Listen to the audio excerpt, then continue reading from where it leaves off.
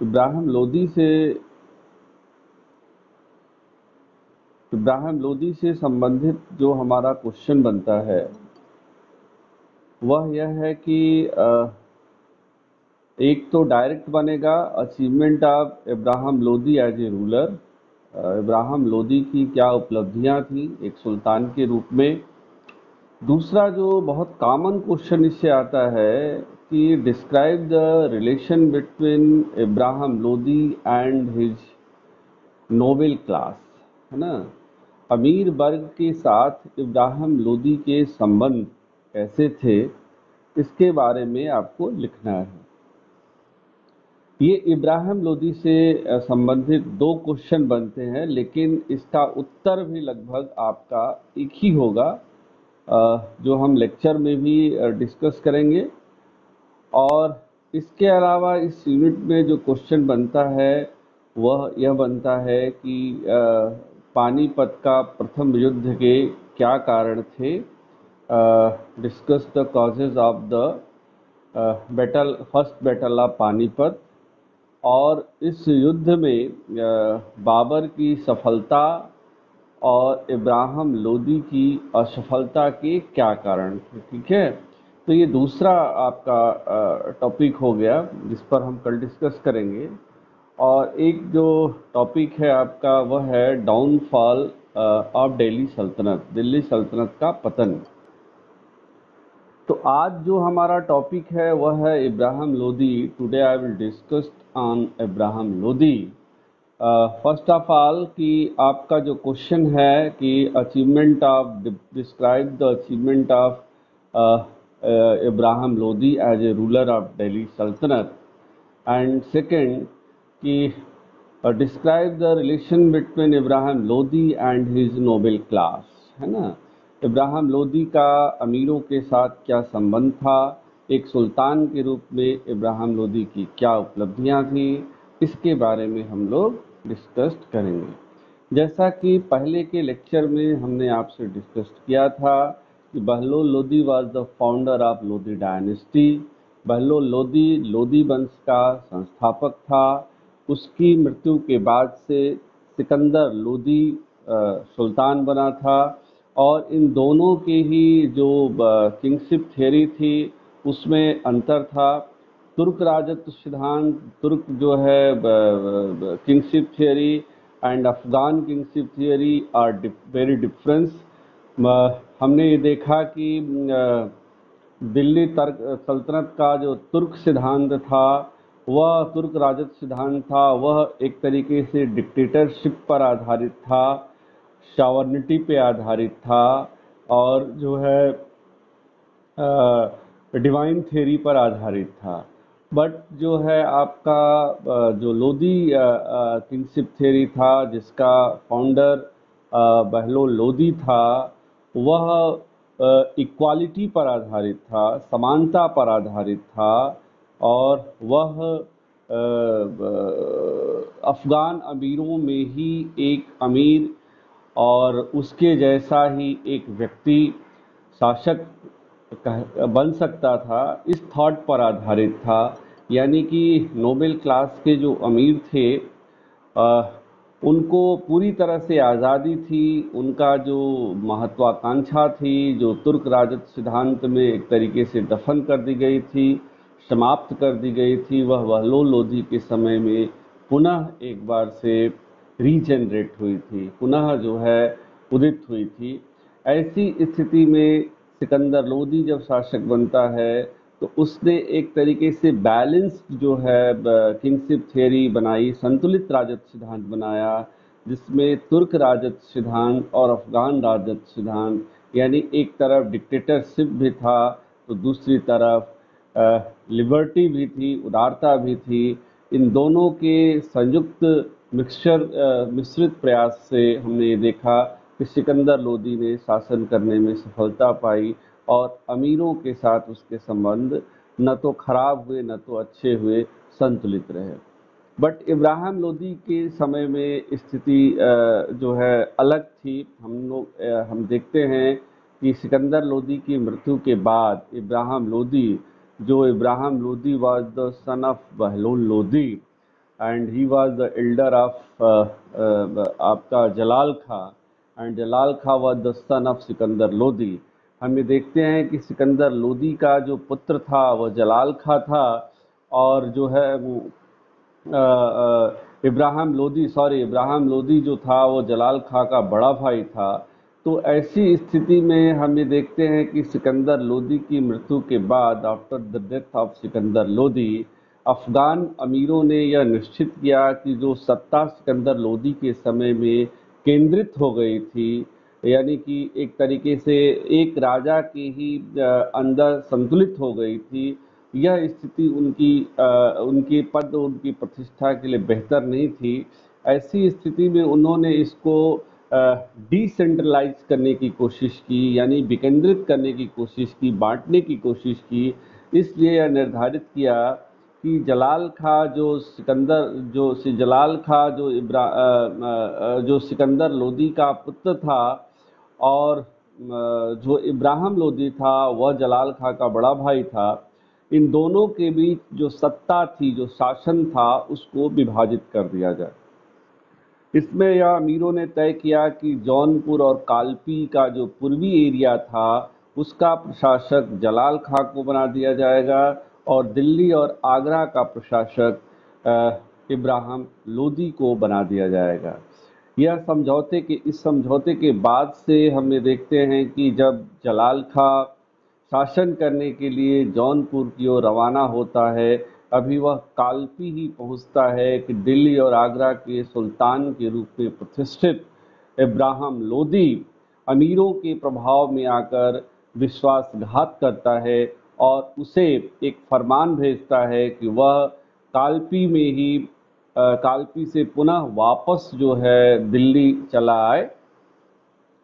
एक तरीके से इब्राहिम लोदी का यह मकसद था, यह जो है मिशन था, यह ऑब्जेक्टिव था कि वह उसकी सत्ता को समाप्त कर दे। इसकी भनक, इसकी जानकारी जलाल खां को लग गई थी, इसलिए उसने दिल्ली आने से इनकार कर दिया और स्वयं को कालपी में ही शासक घोषित करते हुए अब शासन करना प्रारंभ किया। इसके बाद जो है एक तरीके से इब्राहिम लोदी ने उसके खिलाफ कार्रवाई करने का निश्चय किया, और हम देखते हैं कि आगे उसके साथ संघर्ष होता है। इब्राहिम लोदी ने पुनः दोबारा एक प्रकार से समझौते के बाद से एक स्वतंत्र शासक के रूप में संपूर्ण साम्राज्य का, जो लोदी डायनेस्टी के अंतर्गत था शामिल, अपना एक्सेशन किया, राज्याभिषेक किया। इस तरह से इब्राहिम लोदी जो है लोदी वंश का एक तरीके से स्वतंत्र यहाँ पर शासक बनने में सफल हुआ, वह उसका एक्सेशन हुआ। यहाँ तक क्लियर है बेटा? Yes sir. ओके, अब यहाँ पर हम देखते हैं कि उसके क्या वर्क थे, क्या अचीवमेंट थे। तो इसमें हमने देखा शुरुआत में ही कि जलाल खां के साथ उसके संबंध मधुर नहीं थे, उसके भाई जरूर था, लेकिन सत्ता के उसमें जो है बंटवारे के कारण दोनों भाइयों में एक तरीके से टकराहट प्रारंभ हो गई। जलाल खां ने कालपी में ही रहकर स्वयं को स्वतंत्र घोषित कर दिया। उसने भी अपना एक्सेशन कराया और जलालुद्दीन की उपाधि धारण की, यानी कि जलाल खां declared ruler of Kalpi, and he assumed the title of Jalaluddin, है ना, and his name inscribed his name in khutwa and coins, है ना। उसने अपना नाम जो है सिक्कों पर और खुतवे में अंकित कराया, यानी कि जलाल खां ने कालपी में ही अपना राज्याभिषेक कराया स्वतंत्र शासक के रूप में। उसने इब्राहिम लोदी की सत्ता को मानने से इनकार कर दिया था। उसने जलालुद्दीन की उपाधि धारण की, अपना नाम खुतबा में और सिक्कों पर अंकित कराया, यानी कि जलाल खां जो जलाल खां कह सकते हैं कि he assume Jalal Khan assume the title of Jalaluddin and inscribed his name in खुतवा एंड coins, है ना। तो जब इब्राहिम लोदी सत्ता शासक बनता है तो उसे यह बर्दाश्त नहीं होता है और वह उसने जलाल खां के खिलाफ कार्रवाई करने का निश्चय करता है और अपने महत्वपूर्ण जो सेनापति हैं, अमीर हैं, आजम हुमायूं लोदी, आजम हुमायूं शेरवानी, आजम खां नुहानी, इनको कालपी पर जलाल खां के विरुद्ध आक्रमण करने के लिए भेजता है। जलाल खां भाग जाता है और वह ग्वालियर के राजा मान सिंह के यहाँ जाकर शरण लेता है और कालपी पर ये जो कार्रवाई हुई सैनिक, उसके द्वारा कालपी पर अधिकार कर लिया जाता है। अंततः जलाल खां को पकड़ करके उसकी हत्या कर दी जाती है। तो इस तरह से उसका जो प्रबल जो ओपोनेंट था, जो मुख्य प्रतिद्वंदी था, जो शासन में जलाल खां, उसको हमने देखा कि इब्राहिम लोदी ने दमन कर दिया, उसका अंत कर दिया।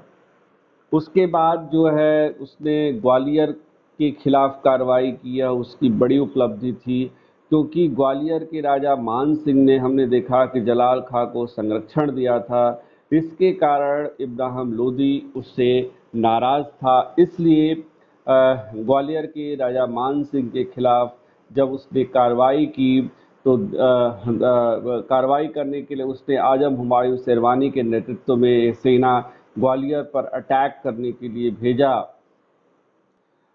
कुछ समय पश्चात हम देखते हैं कि मान सिंह की डेथ हो गई थी। उसके बाद उनका लड़का जो है विक्रमादित्य वहाँ का शासक बना था। Vikramaditya was the ruler of Gwalior during the attack of Ibrahim Lodi and his army, है ना। इब्राहिम लोदी और उसकी सेना के आक्रमण के समय जो है ग्वालियर का राजा विक्रमादित्य था, लेकिन he defeated by Ibrahim Lodi and his army under the leadership of आजम हुमायूं शेरवानी। आजम हुमायूं शेरवानी के लीडरशिप में, नेतृत्व में जो विक्रमादित्य था ग्वालियर का राजा, वह पराजित हुआ। उसने उसकी अधीनता को, उसके सब्जेक्शन को स्वीकार कर लिया। He accepted the subjection of Ibrahim Lodi. इस प्रकार से ग्वालियर पर इब्राहिम लोदी का अधिकार हो गया। कालपी ग्वालियर पर अधिकार करने के बाद इब्राहिम लोदी के जो एक तरीके से मंसूबा था, जो उसका जो महत्वाकांक्षा थी, वह बढ़ती चली गई। लेकिन इब्राहिम लोदी के सामने जो सबसे बड़ा संकट था वह राजपूतों का था। Under the leadership of Rana Sanga, Rana Sanga was the ruler of Mewar. उसके नेतृत्व में राजपूतों ने एक तरीके से कह सकते हैं कि इब्राहिम लोदी के खिलाफ जंग की तैयारी कर ली थी। आर पार की लड़ाई की योजना, एक प्लानिंग करा था इन्होंने। और लेकिन ग्वालियर विजय से मैंने भी बताया कि उत्साहित होकर इब्राहिम लोदी ने मेवाड़ को जीतने की योजना बनाई। अगर मेवाड़ पर अधिकार कर ले तो एक तरीके से पूरा राजपूताना, जो राजपूतों का क्षेत्र था, उस पर अधिकार करने में वह सफल हो जाता। और ऐसी उसने एक प्रकार से कोशिश करी। इसके लिए उसने राणा सांगा के खिलाफ युद्ध करने का निश्चय किया और इब्राहिम लोदी के खिलाफ राणा सांगा ने पूरी तैयारी के साथ युद्ध की। And battle of Khatauli, Khatauli was situated in Rajasthan. Khatauli Ibrahim Lodi fought against Rana Sanga in the battle of Khatauli. Khatauli के युद्ध में राणा सांगा के विरुद्ध इब्राहिम लोदी ने युद्ध किया, but Ibrahim Lodi defeated by Rana Sanga in battle of Khatauli. लेकिन राणा सांगा के द्वारा इब्राहिम लोदी इस युद्ध में पराजित किया गया। अगेन जो है Ibrahim Lodi attack in Rana Sanga against Rana Sanga in 1518 1518 में एक बार पुनः राणा सांगा के खिलाफ इब्राहिम लोदी ने अटैक किया, बट इस बार भी अगेन जो है Ibrahim Lodi defeated by Rana Sanga, and then Rana Sanga occupied Chanderi, है ना। राणा सांगा ने इस बार चंदेरी पर भी अधिकार कर लिया और इसे इब्राहिम लोदी पाने में असफल रहा। इस प्रकार से राणा सांगा यानी मेवाड़ के खिलाफ युद्ध में इब्राहिम लोदी को पराजय का सामना करना पड़ा। इसके कारण उसकी जो आर्मी थी वह काफ़ी कमज़ोर हुई, काफ़ी सैनिक उसमें योग्य सैनिक उसके मारे गए। तो ये जो है एक तरीके से जो उसके ओपोनेंट थे, जो उसके सबसे बड़े विरोधी तत्व थे, चाहे वो जलाल खां रहा हो, चाहे ग्वालियर का राजा मान सिंह या विक्रमादित्य या मेवाड़ का राजा राणा सांगा, इनके खिलाफ सबसे पहले हमें देखते हैं कि इब्राहिम लोदी ने आक्रमण करके विजय प्राप्त करने की कोशिश की। जलाल खां का अंत करने में वह सफल हुआ, ग्वालियर पर अधिकार करने में सफल हुआ, लेकिन मेवाड़ और राणा सांगा या राजपूताना के क्षेत्र पर मालवा पर अधिकार करने में वह सफल नहीं हुआ, बल्कि चंदेरी पर राणा सांगा ने अधिकार कर लिया। और इस युद्ध में इब्राहिम लोदी और उसकी सेना पराजय हुई, सैनिक दुर्बलता यहाँ पर सामने दिखाई पड़ी। यहाँ तक बेटा क्लियर हुआ आपका? हेलो, यहाँ पर क्लियर, यहाँ तक क्लियर है ना बेटा? ओके, ठीक है। अब जो आपका एक तरीके से यहाँ पर जो प्रश्न जिसका हम जिक्र कर रहे थे कि relation between Ibrahim Lodi and his noble class, है ना, अफगान अमीर के बीच, जो अफगान अमीर थे उसके साथ जो है इब्राहिम लोदी के क्या संबंध थे, यह जो है एक इम्पॉर्टेंट क्वेश्चन बनता है। लेकिन इसके पहले जो अभी हमने डिस्कस किया है, इसको भी आप शॉर्ट में लिख सकती हैं थोड़ा सा, है ना। लेकिन बेसिकली जैसा कि हम लोगों ने देखा, अभी हमने आपसे शुरू में ही कहा था कि एक प्रकार से जो है सिकंदर लोदी के समय में एक संतुलित प्रयास किया गया था, जिसमें तुर्की राजत्व सिद्धांत और अफगान राजत्व सिद्धांत को मिला करके शासन करने का प्रयास किया गया था, जिसके कारण जो अमीर थे वह एक प्रकार से न तो पूर्ण रूप से खुश थे और न ही पूर्ण रूप से नाखुश थे। वे पूर्णतः सुल्तान की श्रेष्ठता को चैलेंज कर रहे थे। वे नहीं चाह रहे थे कि सत्ता जो है एकमात्र सुल्तान के हाथों में केंद्रित हो। इसलिए जब इब्राहिम लोदी शासन करता है तो उन्होंने यह निर्णय लिया था कि सत्ता का डिसेंट्रलाइजेशन किया जाए, डिसेंट्रलाइज किया जाए, और इसके लिए उन्होंने जलाल खां और इब्राहिम लोदी की भी सत्ता का बंटवारे की भी कोशिश की। लेकिन इब्राहिम लोदी के बारे में ये कह सकते हैं कि Ibrahim Lodi only believed in तुर्की किंगशिप थियरी। जो इब्राहिम लोदी था वह केवल तुर्की राजत्व सिद्धांत में विश्वास करता था। He did not believe in Afghan राजत्व या किंगशिप थियरी। वह जो है सुल्तान की श्रेष्ठता का, क्राउन की जो पावर था, जो प्रेस्टीज था, ही believed in Prestige of crown, है ना, power and Prestige of crown. जो सुल्तान जो क्राउन की, जो ताज की प्रतिष्ठा थी, जो सम्मान था, उसमें वह विश्वास करता था। और वह कहता था कि जो है वह कहता था कि सुल्तान का कोई संबंधी नहीं होता है ना, सुल्तान का कोई संबंधी, कोई रिलेटिव्स नहीं होता है, सभी उसके सेवक हैं, दास हैं, स्लेव हैं। और जबकि अफगान अमीर जो थे यह ऐसा नहीं चाहते थे।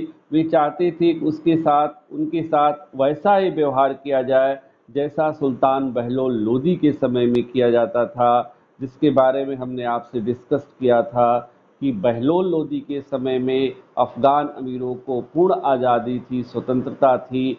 उसके समय में बहलोल लोदी सिंहासन पर नहीं बैठता था, क्राउन की जो है उसकी उनके चरणों में अर्पित कर दिया था। वह उनके साथ भोजन करता था, बात करता था, उनके साथ सवारी करता था, शिकार करता था, लेकिन वे वैसी ही सुख सुविधाएं, स्वतंत्रता, आज़ादी, पद प्रतिष्ठा चाहते थे। But Ibrahim Lodi only believed इन तुर्क किंगशिप थियरी, है ना। उसने जो है तुर्क राजत सिद्धांत जो जिसका बेस था, तुर्क राजत सिद्धांत का जो बेस था वह डिक्टेटरशिप था, जिसमें यह था कि सुल्तान के ही हाथों में संपूर्ण प्रभुसत्ता होती है। वह डिवाइन नहीं वह विभाजित नहीं हो सकता है, वह है ना। तो इस तरीके से उसने सुल्तान इब्राहिम लोदी इसके लिए तैयार नहीं था कि सत्ता को विभाजित कर दिया जाए और अमीरों की महत्वाकांक्षा, उनका जो पद है, उनकी प्रतिष्ठा जो है बनी रहे। उनको जो है अपने समकक्ष बनाने का वह पक्षपाती नहीं था, समर्थक नहीं था। यही कारण था कि इब्राहिम लोदी के बीच और इब्राहिम लोदी के समय में अमीरों के साथ उसके संबंध जो थे वह मधुर नहीं थे, यानी अच्छे नहीं थे। और यही कारण था कि इब्राहिम लोदी को बाबर के खिलाफ जो है अमीरों का सहयोग नहीं प्राप्त हो सका और वह असफल रहा था। अब ये देखते हैं कि क्यों अमीर उससे नाराज हो गए थे। अभी हमने बताया उसने एक निश्चित जो नियम था, जो रूल था, वह बना दिया था कि सभी अमीर हाथ जोड़ करके खड़े रहेंगे। यही नहीं, उसने जो ओल्ड एज के जो नोबेल थे, क्लास के लोग थे, जो महत्वपूर्ण पदों पर तैनात थे, उनको जो है उसने हटा करके जेलों में बंद कर दिया, बंदी गृह में डाल दिया।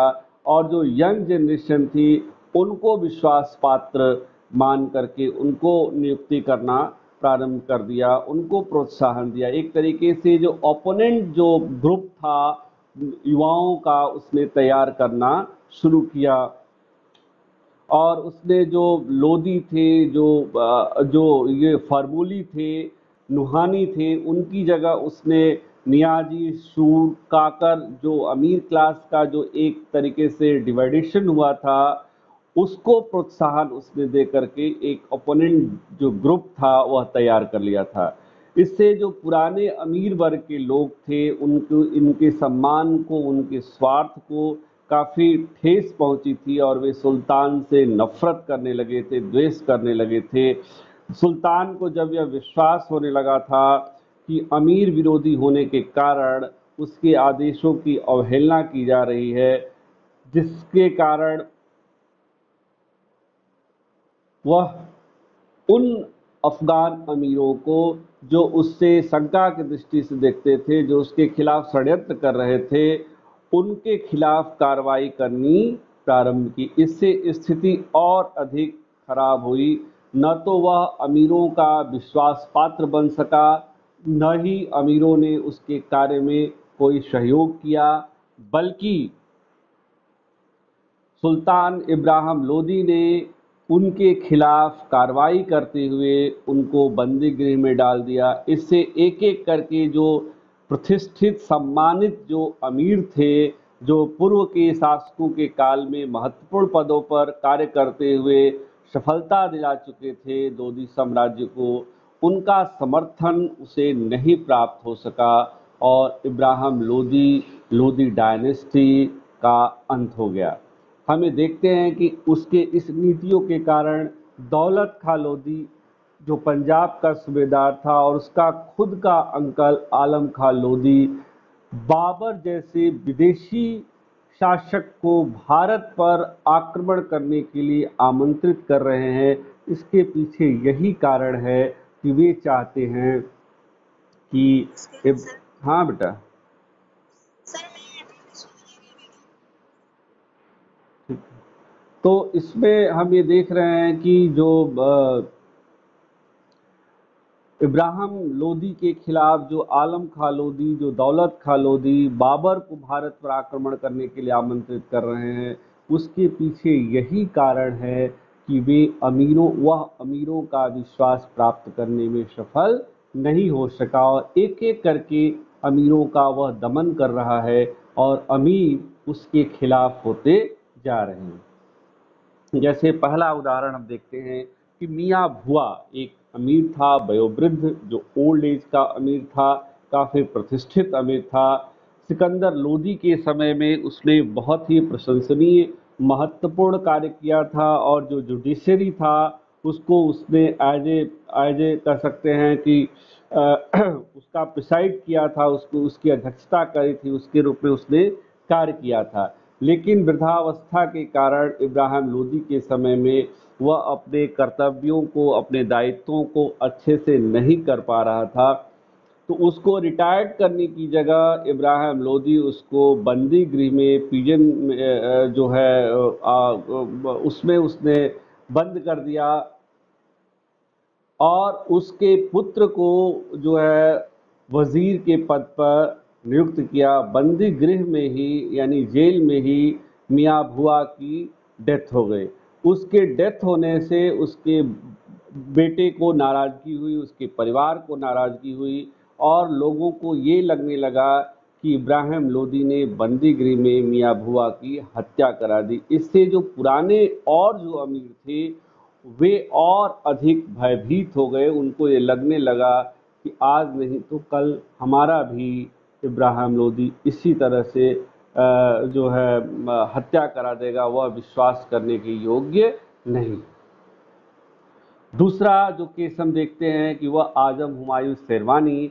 आजम हुमायूं शेरवानी जो है एक तरीके से मियाँ भुआ के बाद जो ग्वालियर के समय, ग्वालियर पर अटैक जिसके बारे में अभी हम लोगों ने जिक्र किया था, इब्राहिम लोदी के द्वारा नियुक्त किया गया था और आजम खां हुमायूं शेरवानी के ही नेतृत्व में ग्वालियर पर लोदी सेना ने आक्रमण किया था और सफलता प्राप्त की थी और उस पर उसके खिलाफ भी इब्राहिम लोदी सशंकित रहने लगा था कि कहीं ऐसा ना हो कि वह हमारे ही खिलाफ जो है इस कृत्य से, इस कार्रवाई से बदला लेने लगे। इसलिए उसने उसको वापस जो है आगरा बुला करके उसको भी बंदी गृह में डाल दिया, जहां कुछ समय के पश्चात जो है उसकी भी जेल में ही मृत्यु हो गई। इसके बाद अमीरों ने यह समझा कि उसकी भी जेल में ही हत्या इब्राहिम लोदी के द्वारा करा दी गई।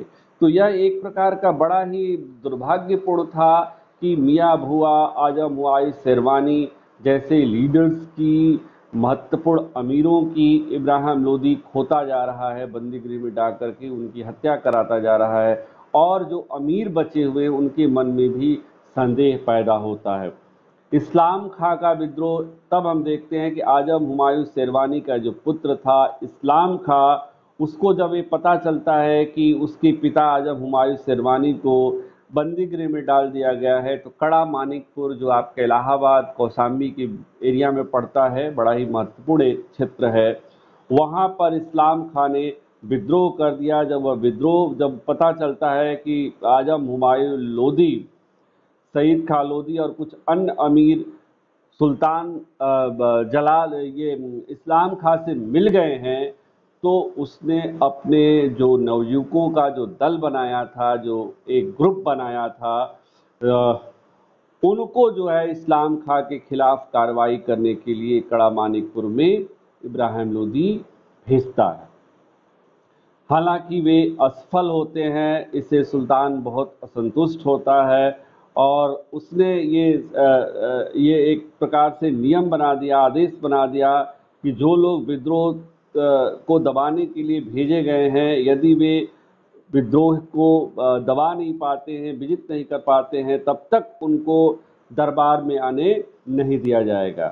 तो इसके साथ ही उसने नवयुवकों के दल के अलावा दूसरे ग्रुप को जिसमें आपके शेख ज़ादा फार्मूली थे, गाजी खान नूहानी थे जैसे लीडर्स थे, उनके नेतृत्व में इस्लाम खां के खिलाफ आक्रमण करने के लिए इब्राहिम लोदी ने भेजा। हमें देखते हैं कि इस्लाम खां के खिलाफ दोहरी एक तरीके से आक्रमण हो रहा है। ऐसी स्थिति में इस्लाम खां पराजित होता है और युद्ध के मैदान में ही वह मारा जाता है। तो इस प्रकार से इस्लाम खां की डेथ होने के बाद से सुल्तान विजय उत्सव मनाता है और सभी जितने भी विजयी अमीर थे उनको उपहार एज ए गिफ्ट जो है भेंट करता है। तो इसके बाद से हमें देखते हैं कि मियाँ हुसैन फार्मूली विद्रोह करता है, उसके विद्रोह का भी दमन कर दिया जाता है, उसकी भी हत्या करा दी जाती है। जो दूसरा सबसे बड़ा इम्पोर्टेंट अमीरों का जो विद्रोह होता है, जो एक तरीके से इब्राहिम लोदी के लिए बड़ा ही खतरनाक नुकसानदायी सिद्ध होता है, वह है दरिया खां नुहानी और उसके बहादुर खां का विद्रोह। दरिया खां नुहानी मियाँ भुआ की हमने देख ली, बंदीगिरी में डाल दिया। आजम हुमायूं शेरवानी को उसने बंदीगिरी में डाल दिया। इस्लाम खां के विद्रोह का दमन कर दिया। मियाँ हुसैन फरमूली की हत्या करा दी। इससे अनेक अमीर वर्ग को अब पूर्णतः विश्वास हो गया कि सुल्तान इब्राहिम लोदी हमें जो है किसी न किसी वजह से गिरफ्तार करके जेल में डाल देगा और वहीं हमारी हत्या करा देगा। ऐसी स्थिति में सशंकित होकर, आशंकित होकर के बिहार के राज्यपाल जो थे, गवर्नर, वह एक तरीके से दरिया खां नुहानी जिनका नाम था, उन्होंने विद्रोह कर दिया और उनकी कुछ समय उनकी मृत्यु हो गई। तब उसका पुत्र जो है, बिहार का राज्यपाल दरिया खां नुहानी का जो पुत्र था, वह बहादुर खां उसका उत्तराधिकारी हुआ और उसने मोहम्मद शाह की उपाधि धारण की और अपने नाम के सिक्के भी चलाए, खुतवा में अपना नाम भी अंकित कराया। यानी कि after the death of Dariya Khan Nuhani was the governor of Bihar, है ना, बहादुर खां, है ना, assumed the title of Muhammad Shah and inscribed his name on खुतवा एंड वाइन्स। ठीक है, मोहम्मद शाह की उपाधि बहादुर खां ने धारण करी और अपने नाम को खुतवा में अंकित कराया, सिक्कों पर अंकित कराया। और इस तरह से जो बहादुर खां था, उसने जो है एक तरीके से स्वतंत्र होकर के इब्राहिम लोदी को चैलेंज कर रहा है और इब्राहिम लोदी उसको पराजित कर पाने में सफल नहीं हो पा रहा है। इसी बीच हम देखते हैं, मेनवाइल इसी बीच जो है दौलत खां, जिसका हमने अभी आपको जिक्र किया था कि he was the governor of Punjab state, कि पंजाब राज्य का वह सूबेदार था, गवर्नर था दौलत खां लोदी।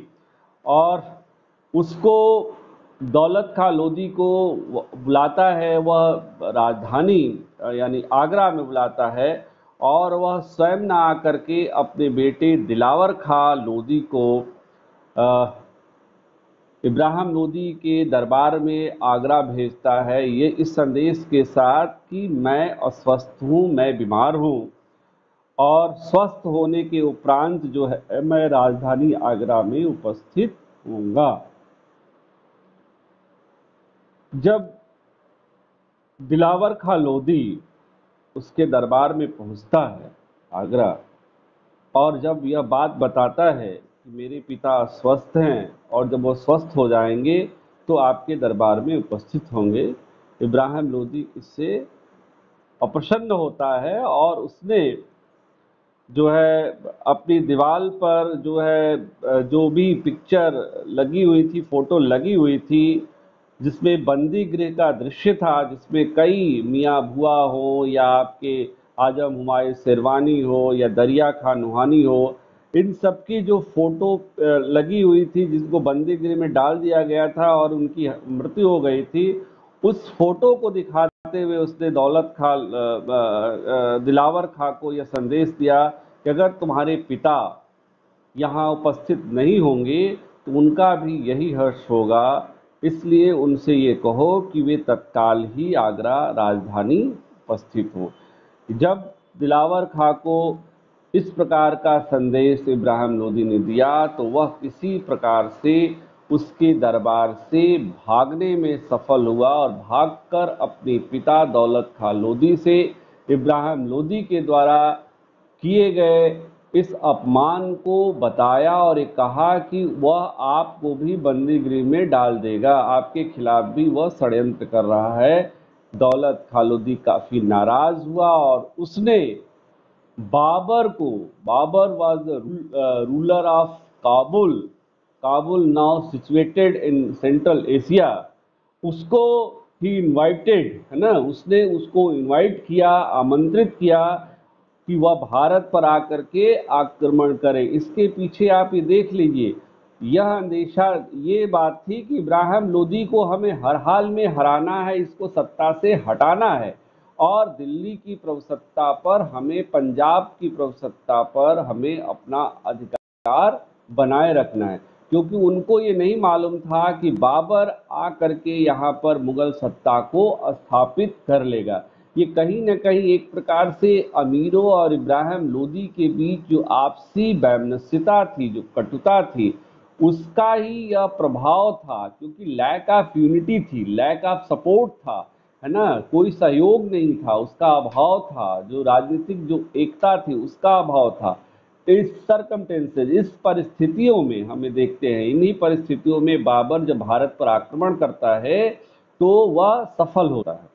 उसी बीच हम देखते हैं कि आलम खां लोदी, जो इब्राहिम लोदी का चाचा था, अंकल था, वह भी जो है इब्राहिम लोदी के व्यवहार से असंतुष्ट था और उसने भी दौलत खां लोदी के कहने पर आलम खां लोदी बाबर को पहुंच करके मध्य एशिया में काबुल के शासक बाबर को भारत पर आक्रमण करने के लिए आमंत्रित करता है और इसी बीच आलम खां लोदी को दौलत खां लोदी, है ना, को सुल्तान घोषित करता है। यह एक प्रकार से इब्राहिम लोदी के लिए बहुत बड़ा चैलेंज है यहाँ पर कि सहायता मांगने के लिए बाबर को भारत पर आक्रमण करने के लिए इब्राहिम लोदी के खिलाफ आमंत्रित किया जाता है, खुद उसके चाचा आलम खां लोदी के द्वारा, पंजाब के सूबेदार दौलत खां लोदी के द्वारा, और रही कसर पूरा कर दिया मेवाड़ के राणा सांगा के द्वारा, क्योंकि मेवाड़ के राणा सांगा ने भी बाबर को भारत पर आक्रमण करने के लिए आमंत्रित किया गया। जब इस समय भारत पर बाबर को आक्रमण करने के लिए आमंत्रित किया जा रहा था तो बाबर को यह पूर्णतः एहसास हो गया था कि भारत में राजनीतिक कंडीशन, पॉलिटिकल कंडीशन इंडिया की इन 16th सेंचुरी में जो है अच्छी नहीं है और जो है अगर हम आक्रमण करते हैं तो हम इसमें सफल हो सकते हैं। लेकिन अब यहाँ पर इससे आपको हम बता दें कि क्लियर कर दें कि दौलत खां लोदी का सिर्फ स्वार्थ था कि पंजाब पर उसकी सत्ता बनी रहे, आजम खां दिल्ली का सुल्तान बना रहे, राणा सांगा को ये था कि प्रभुसत्ता उसके हाथों में केंद्रित हो जाएगी। तो इन तीनों का कहीं न कहीं एक प्रकार से निजी स्वार्थ था। इस स्वार्थ ने इब्राहिम लोदी के खिलाफ एक माहौल बनाया, क्योंकि अमीरों के साथ उनके रिलेशन इब्राहिम लोदी के अच्छे नहीं थे।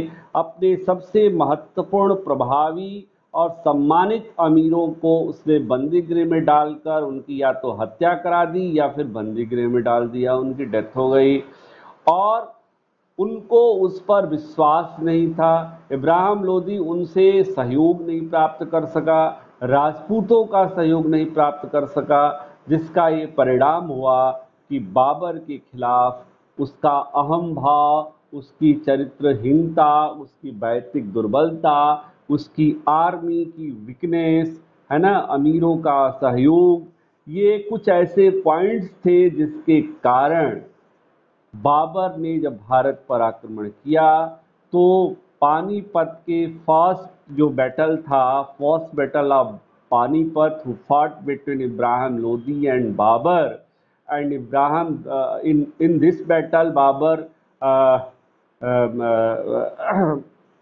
जो था succeed against Ibrahim Lodi and his army, कि ये देखते हैं कि पानीपत के इस प्रथम युद्ध में इब्राहिम लोदी और बाबर लोदी के बीच जो हुआ था, बाबर विजयी हुआ और इब्राहिम लोदी और उसकी सेना पराजित हुई, उनकी युद्ध के मैदान में ही उनकी डेथ हो गई।